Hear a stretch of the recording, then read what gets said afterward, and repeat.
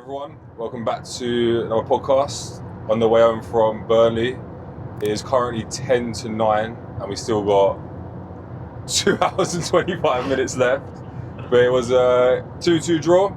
Lads, thoughts? You know what? I know there was a lot of booing at half time and then at the end of the game. I was a bit confused at the half time. But you know what? I actually think, especially first half, like you said, Luke, I actually think we didn't play that badly. Like first half, we were decent.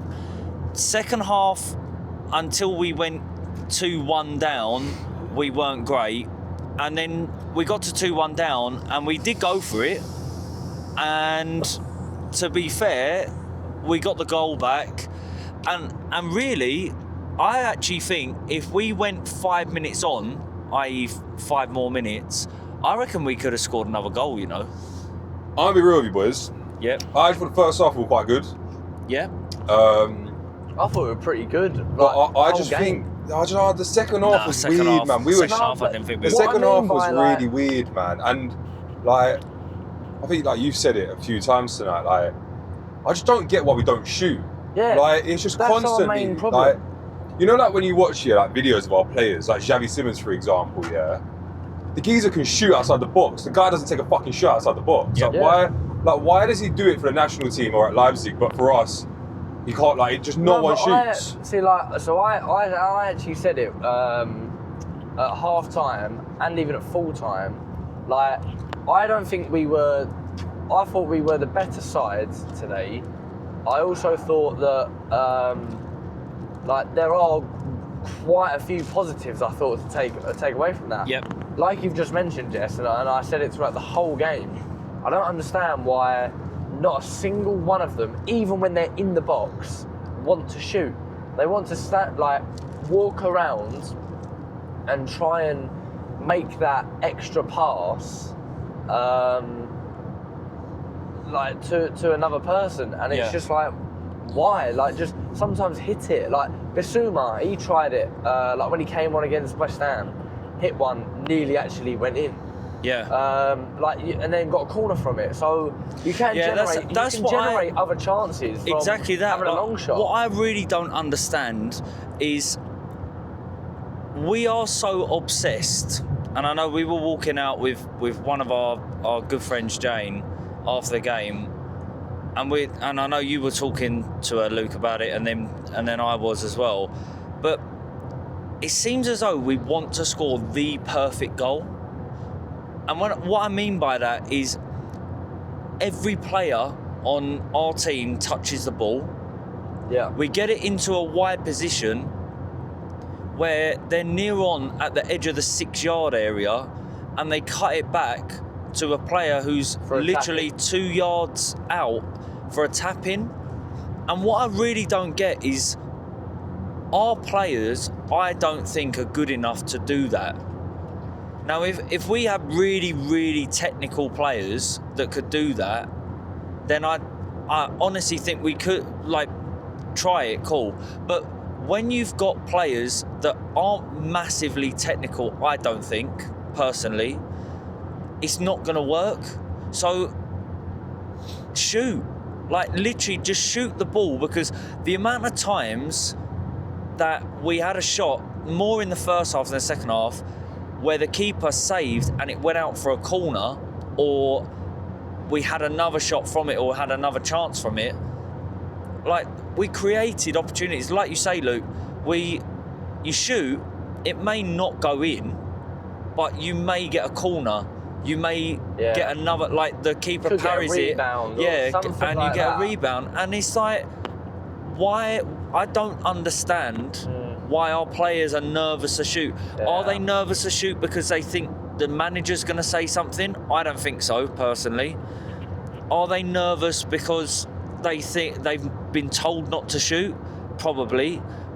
Or are they nervous to shoot because if they get it wrong, the fans are going to be like, what are you doing? I'm not sure, to be honest. Don't know. Like, it's. I realised it at full time, to be honest, and watching Spurs now is just becoming painful. Like, it is one of those things where I'm here for a laugh and whatever, like with you two, to be honest, because the 90 minutes of football is so painful and so bleak. It's bland. Like it is. The crowd's chanting, Thomas Frank, your football's boring, whatever, which it is. We don't play like.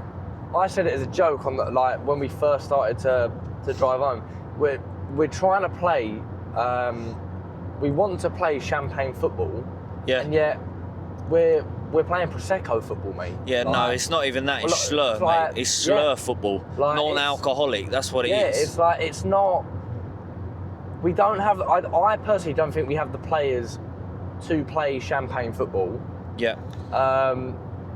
However, like under Ange, with the first 10 games, you can have glimpses, you can have moments where you can have that. But it's just like, I personally don't understand what has gone wrong whatsoever in the last 2 years. But you know what? I do not understand what has gone wrong. I'm now starting to think at the moment, did Harry Kane, was he the glue that kind of kept it all together? Or him and Son, were we really that bad? Like, that final year that Kane was there, I remember looking at it on the final game of the season going to Leeds, and I saw Sky Sports or BBC Sport ended up putting in saying that Harry Kane's 30 goals that he got in that season ended up accumulating X amount of points. Yeah. And had he not have scored those goals, we would have been in a relegation battle on the final day of the season against Leeds to stay up. Yeah, but you know what? And that's embarrassing. Yeah, but you know what? I look at our team, I look at them, and I actually do think we've got some workers in there. You know, like we do have some players that will work their socks off. Conor Gallagher, Conor Gallagher today, like he. To be fair to him, he was. Do you know what I was some parts of the about? game, he was all over the pitch. He looks as though he blew out. Yeah, he looks as though he ran out of stamina. I thought Basuma can work hard. I know obviously he has only just come back, but you look at, we got Pat Matassar that runs all over the pitch when you need him to. But we do have played. Yeah, exactly. But we do have workers if we want to use it that way. It just seems as though that we don't. Like the player, and we talked about it last week, Luke, on the West Ham episode. Our players just seem to have given up at the moment. That's what it really seems. I think they've lost complete, absolute faith in Thomas Frank. As we were mentioning on the way up to the game today, that Man City game, second game into the season, we played unbelievable. Yeah. And we were kind of questioning, look, what has actually kind of gone wrong? And I think it was yourself, Dan, that said it. It was like, well, from where you're 2 games in, you understand roughly what Thomas Frank wanted to get across to them. However, you're still under like the attacking mindset of what Ange had. Yeah, so you're to just be sitting fair, there wondering and thinking like, have the players kind of lost faith in the manager? Which I think they have. I think it's come out saying that they don't want to play for him anymore. But that's what I'm saying. Yeah, like, are you shocked? Like.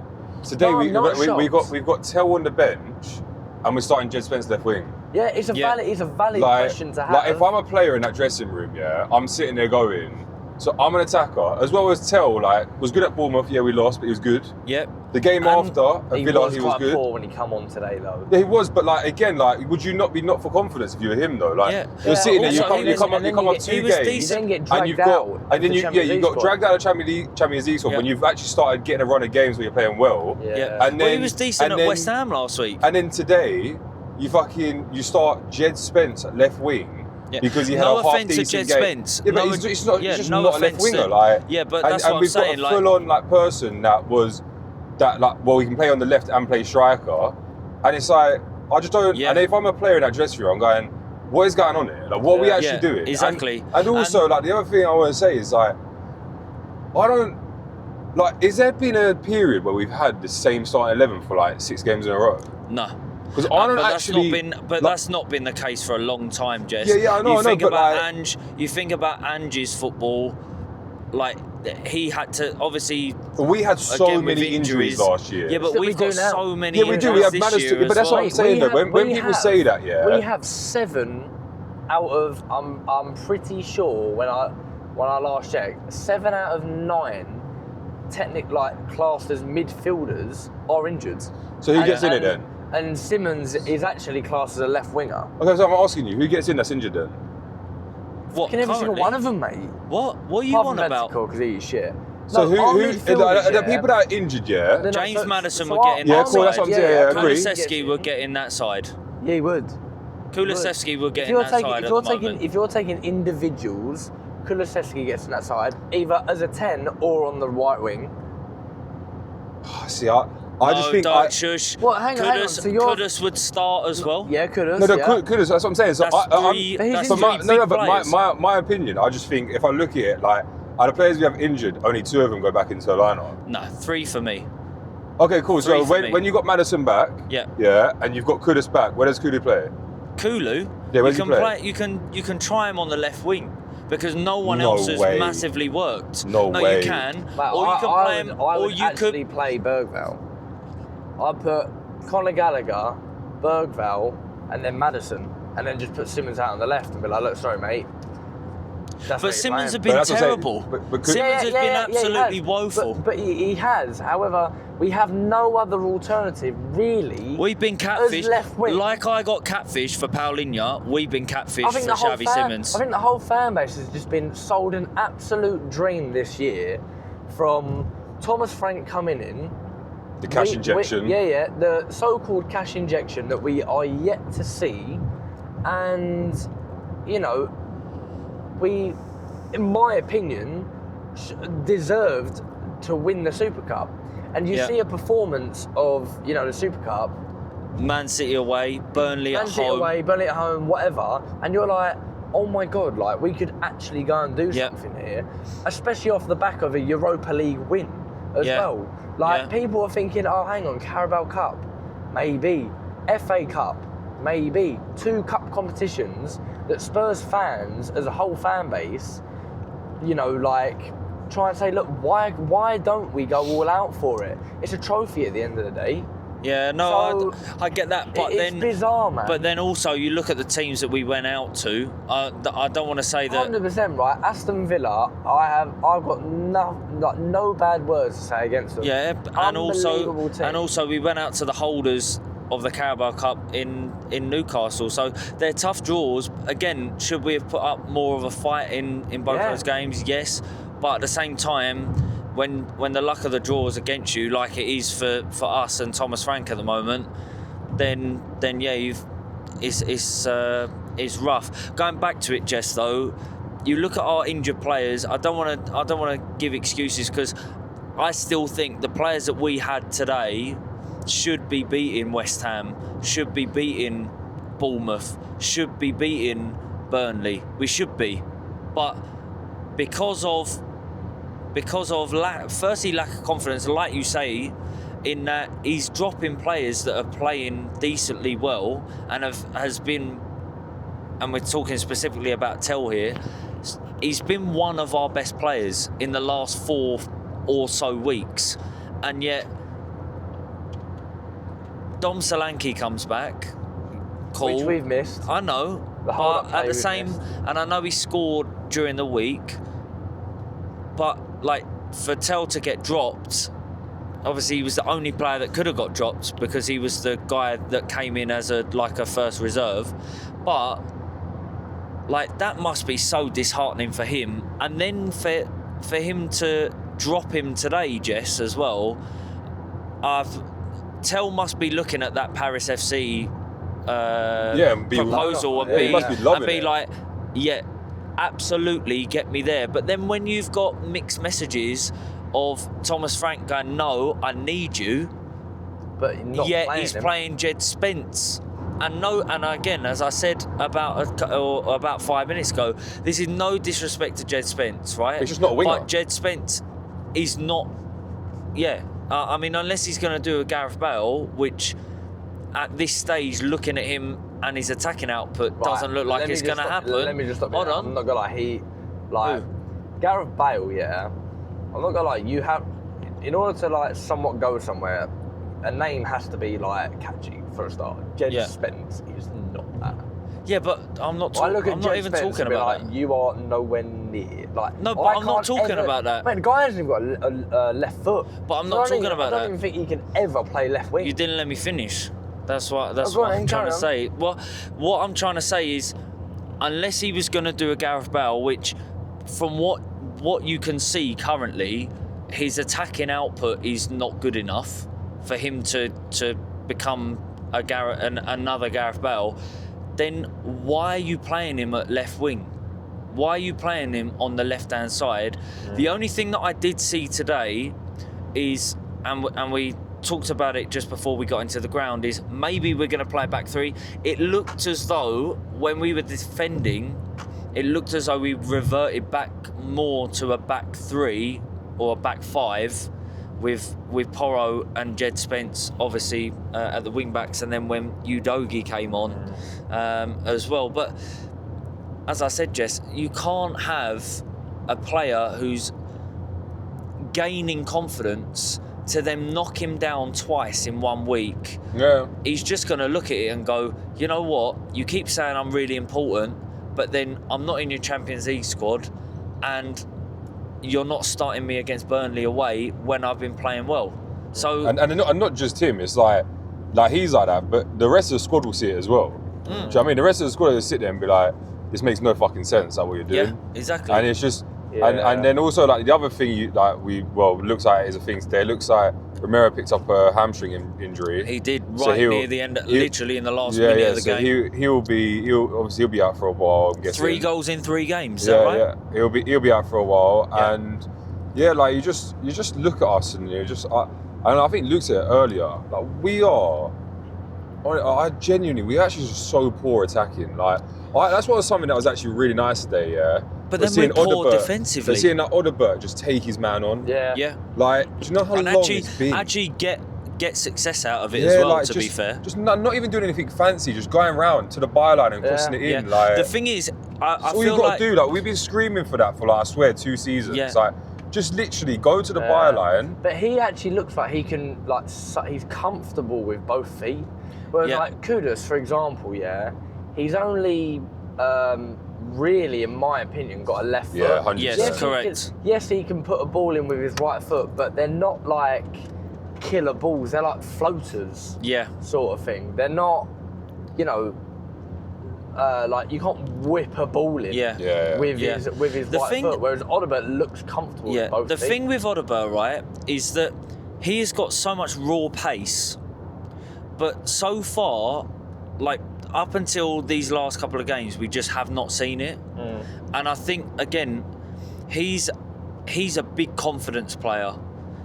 If his confidence is high, he can take on anyone, and I think he would do what he'd have a good game. But if his confidence is low, which it has been for most of the time that he's been with us, since he came back from that injury after Coventry, his confidence has been low, which means that he's just not really done well at all. If he can get, again, and we keep saying it, but obviously he's not done it for Matthias Tell. If you can get Odegaard to have a run of games to gain his confidence, going into in the next couple of weeks in February, where we got a really tough run of games, then we're gonna need it really, because otherwise we just don't have any output going forward, and that's the really, really bizarre thing, because you actually look at the attack today, right? You've got Xavi Simons, who's supposed to, and we'll get on to him in a moment, because as I said, it seems as though we've been absolutely catfished big time. Xavi Simons, Dom Solanke, who should be our scoring goals every game or every other game, right? And then Odegaard as well. The other two today, I know in the first half, Dom Solanke he held the ball up well, but I can't remember a chance that he had. No, not at all. No, I cannot think where he had a shot in the whole game. I don't even know if he did have a shot. I am genuinely now like past the point of like, I say caring, like, you know, I turn up to games, get the points or whatever, have a laugh and a joke on the way up there, but like, honestly, today was, it does look like the final straw for him. Whether I think it will be or not, I personally don't think it will be. I mean, you said on the vlog, Dan, that you reckon it'll be given Wednesday, and then it'll be gone. Well, I don't think it will. I genuinely think it will take for us to go out of the Champions League for him to be gone. Potentially. Because when you think of it, the club may look at it as a similar thing to Ange, right? And please don't kind of like twist my words here, going, oh yeah, we're going to go on and win the Champions League or whatever. However, if you disrupt a changing room, even though I think now it already is disrupted, like an absolute mess. Yeah. But if you go in there and you disrupt it even more, when you're still in a major competition where there is huge money to be earned, just even progressing to the next round, then I don't think the board want to do that. Potentially. So I don't think that they'll actually sack him until we're out of that and we have nothing left to play for. Yeah. And at that point, you're already then talking, you're in March, you may as well see it out for another 2 months because our season's over. And you may as well just wait till the summer. The only to play devil's advocate there is, if we go out to Frankfurt on Wednesday and we go and lose, and results go against us, which will probably happen because there's so many teams in and around us that can qualify in the top 8, I think the money difference from being in the top 8 and being out of the top 8 is substantial, which could make some of the ones that are still clinging on to any hope that there is left, even though I think as a 3, we know that there is no hope left with this manager. I think if they look, and it's probably the people that are looking, he could still qualify in the top 8 of the Champions League, which means that we're going to get X amount of million of prize money. If we go out of those top 8, we've got to play another 2 games. Secondly, the money drops big time, and I think at that point, because he's been given the league stage, you can argue and go, well, we're going to give someone else the knockout phase and get a knockout manager in potentially. Go Thomas Tuchel, mate. That's what not but, that. But what I'm saying is, you could try and get some sort of more. The thing is, though, knockout manager to come in and try and, but obviously it's not going to work anyway because of the amount of injuries and actually the calibre of player that we've got anyway. I mean, listen, if it was down to me, I'd have gone like 2 months ago. But didn't you say that we've won 2 Premier League matches in 3 months? Yeah, that is horrendous. That's embarrassing, mate. Yeah, it's really bad. Mate, we haven't won a game in the Premier League this year. Yeah, in 2026. We're almost in February, and we're about to come up to February where we're playing have Newcastle, Arsenal, Man City, Man United. Yeah, and then Liverpool in March as well. Do you know what I actually have realised over the past couple of weeks, right? And with the growing frustration of Frank, right, is that football is actually kind of like, for a fan, it's so bad that we are wishing for someone to lose their job. Yeah. We actually hope that someone loses their job. Oh yeah, you're talking about a person that's on £20 million a year, bro. Yeah, but still, you don't really want to wish anyone to lose their job. How are they not on? How is he not on a pip? Second, how is he not on a pip, man? Surely. But secondly, today I actually did feel bad for him. No. Because hold on, let me talk. Let me talk. Right, it's from where we didn't play bad, there are positive signs, in my opinion, to take out of that game. It's just the result didn't go our way. Their goals, I don't really know what happened on the second one because I haven't seen it back. But their first one is a complete lapse of concentration from Kevin Danso. From one individual player. It's an individual error, right? It's a good finish, really good ball by Walker, but just, a lapse of concentration. Yeah. But again, the football I thought we played was quite nice. And then at the end of it, you're being booed off at half-time, which I thought was wrong because we actually played quite well. And I thought we were unfortunate to not go in that half-time ahead. Yeah. So I thought the booing at half-time was a little bit wrong, but again, understandable from the recent weeks. But then also, like, at full-time, a fully kind of somewhat deserved boo, I'll admit, but you're also, like, the walk that Thomas Frank had, you know, that is one of the most loneliest walks I've seen a manager have. Not a single one of them players went over to him whatsoever. Yeah, but Romero walked over and apologised, and I actually thought, you know what? He's one of the last people that should apologise for that individual game, because I thought he actually had an alright game. That is the thing though, isn't it? Is, you know, like, and I think that is the difference. I remember, Dan, last season, Bournemouth away, Yep. And I remember how toxic it was against Ange, and I think even he was beefing the players, right? Yeah. And the first thing, the players came running over to defend him, and like tell us to calm down and whatever, We're all booing the shit out of Thomas Frank today, and not one of the players, not one player said to us, calm down, like, we're trying to get us better, whatever, And it just showed that's all I need to see to know that he does not have the back in the dressing room. That is all I need to see. I think Ange Postecoglou, week in, week out.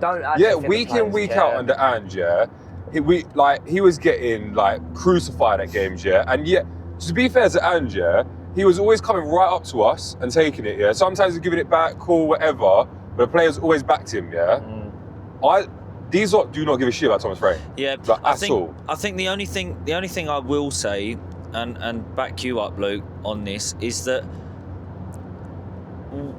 before he came in, Thomas Frank, we all said he's a decent manager, right? We all said that. I actually do still think that he is a decent manager. I'm not saying, I just don't think he is right for us. And actually, for all parties involved, the fans, the players. If he was at Man United right now, I reckon we'd be like, he's doing all right. I really don't know about that. Nah. But I think for all parties involved, the club, for us, I just think it's time to go and hold your hands up and be honest and go, you know what, this really is not working for me. I need to take a step back and I need to say thank you for your time. I got it wrong. I'm sorry.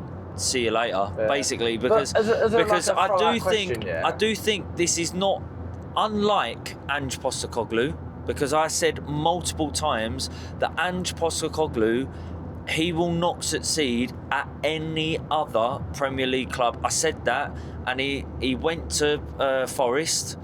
And he got absolutely done. I don't even think he won a game, at Forest. No. And I got that spot on. I do honestly think Thomas Frank goes to a different Premier League club. I don't think a Man United.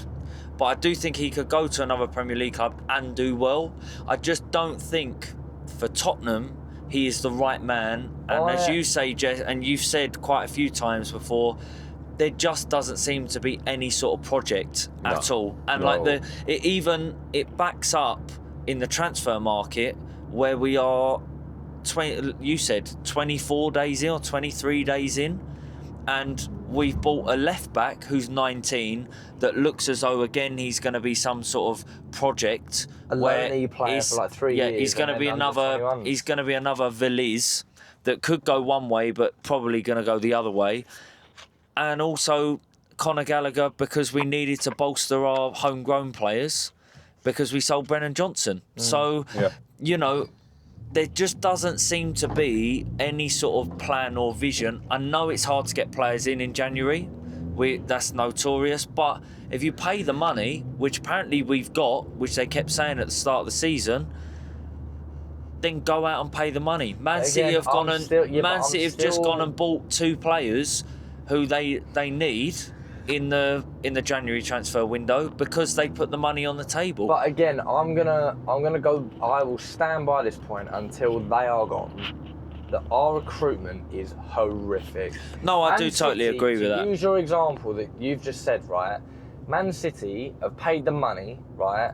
They've gone out there and they've identified 2 players that are going to instantly improve their squads and arguably walk into their starting 11, right?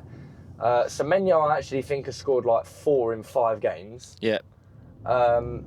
And including today. And Mark Gay has walked straight into the team. Yes, there are injuries to City, whatever, but he's also an England international, and they got him on a bargain. Yeah. It's like their recruitment is head and shoulders.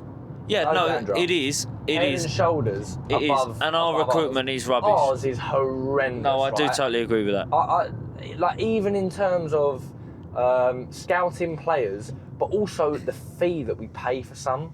Yeah. It's just horrendous. No, it is poor. Like whoever is somehow, and I mean stealing a living. Yeah. Right? Someone is absolutely. They're going home at night and talking to their wife, husband, whatever, and going, you know what? I've just absolutely had Spurs' pants down here because they just pay me a fucking salary, and I've done a horrendous job. Yeah. I do agree. I really don't understand it.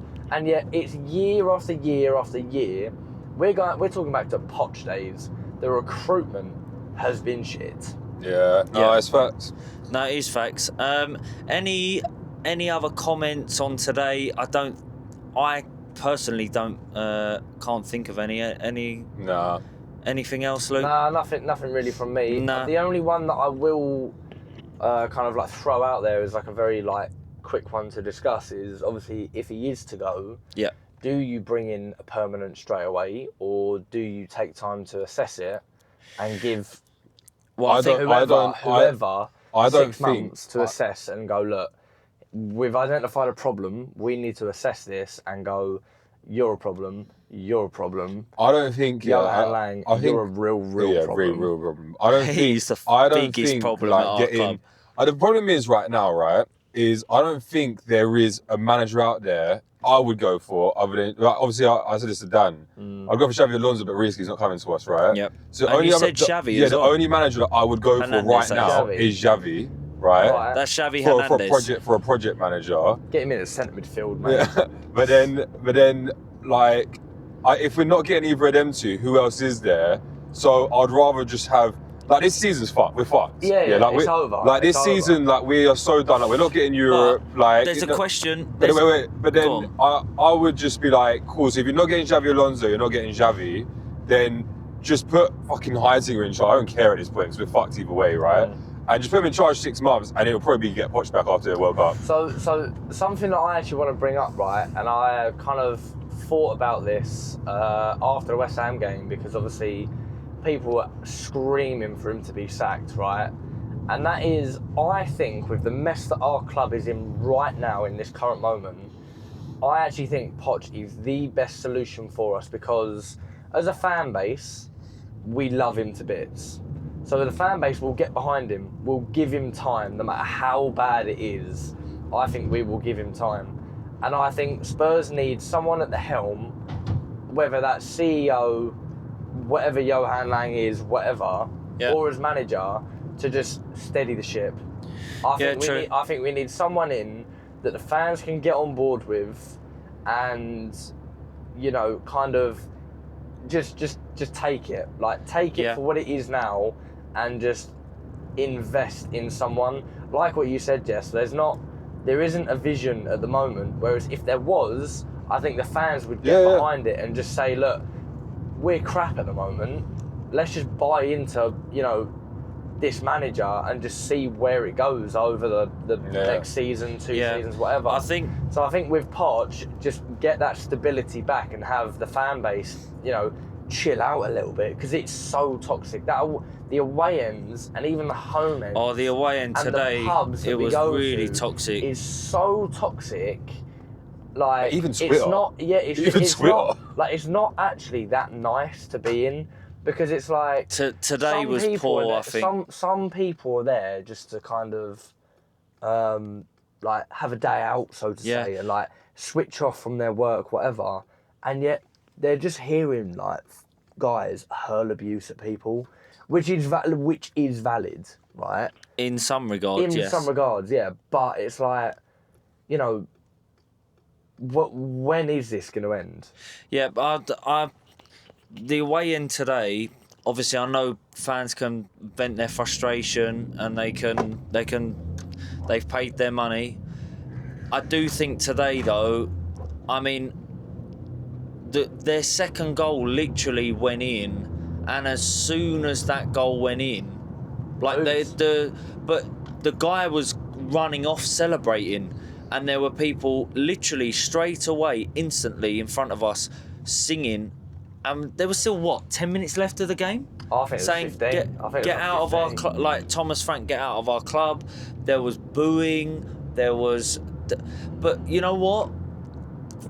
That can happen at the end of the game. After the game is finished, cool, no problem. But whilst the game is still going on, and we've got 10 minutes to go, I don't care if it's got that goal was to make it 1-1 or 2-1 down, whatever it is. Just get behind the team until that whistle goes.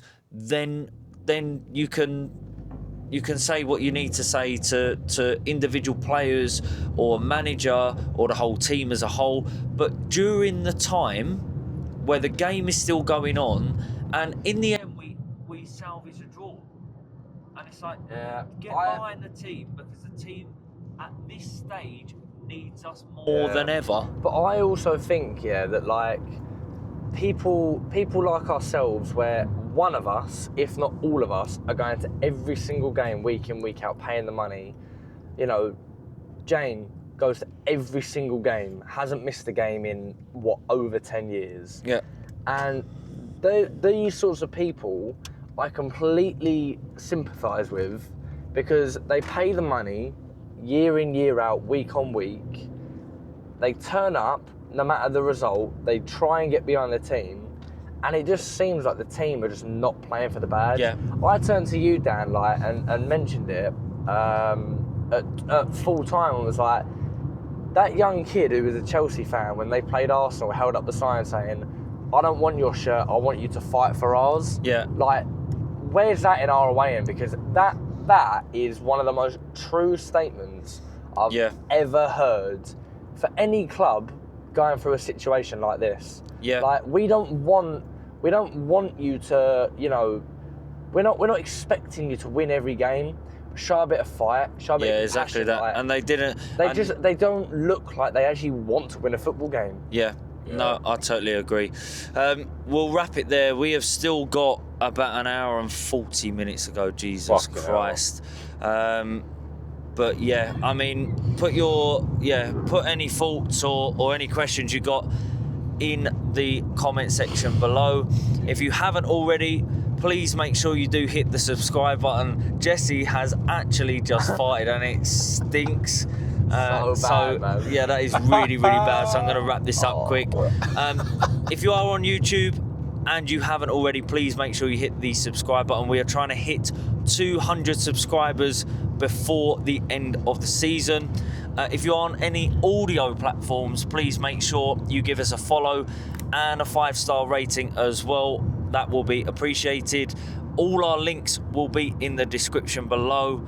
But until after Frankfurt... Real quick one. What's up? Just before you do kind of sign off, if you haven't already seen the vlog, go check that out beforehand as well. Yes, that will come up on if you are on YouTube, that'll come up on a little info card that you will see now.